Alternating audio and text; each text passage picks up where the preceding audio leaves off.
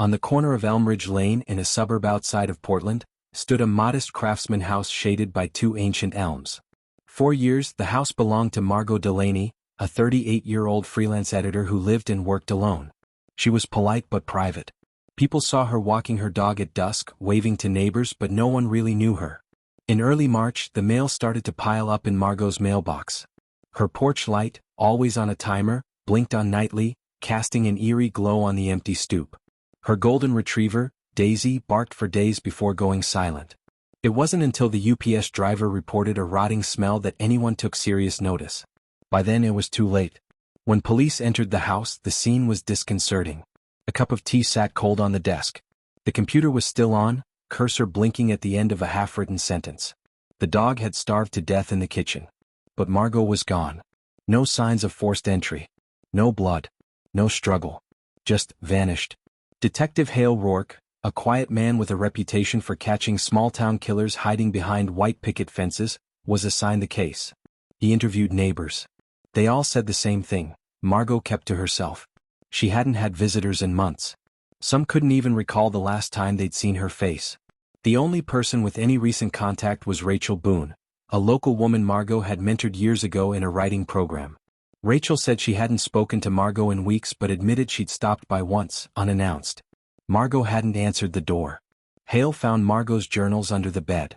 They were meticulous, records of dreams, anxieties, fragments of stories. But in the last two entries, Margot seemed paranoid. She wrote, "He was in the backyard again. Just watching. I pretended not to see. If I disappear, start with the shed." There was no shed on the property. Hale dug through property records. The lot had once extended 50 feet further back. Years ago, it was subdivided and sold to a man named Nolan Creed. Creed was a handyman and self-taught inventor. He lived in a ramshackle house, mostly unseen. People said he scavenged scrap metal and built strange things in his basement. No one thought much of him. The kind of man who faded into the background. Hale paid Creed a visit. He found him strangely calm. Polite. Creed allowed a brief search of his home, nothing suspicious in sight. But Hale noticed an old metal door at the back of the house leading to what looked like a sub-basement. Creed said it was flooded and unsafe. Hale pressed. Creed resisted. A warrant was secured within 24 hours. Inside the basement was what could only be described as a maze, corridors built of plywood and salvaged metal.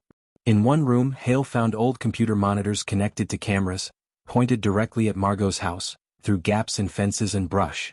In another room, he found Margot's manuscript pages, dozens of them, meticulously edited in red ink, but not by her. Her name was scratched out and replaced with "Property of Creed." At the very end of the corridor, behind a door reinforced with steel, they found Margot. She was alive, barely, thin, dehydrated, eyes sunken but defiant. She had been missing for 6 weeks.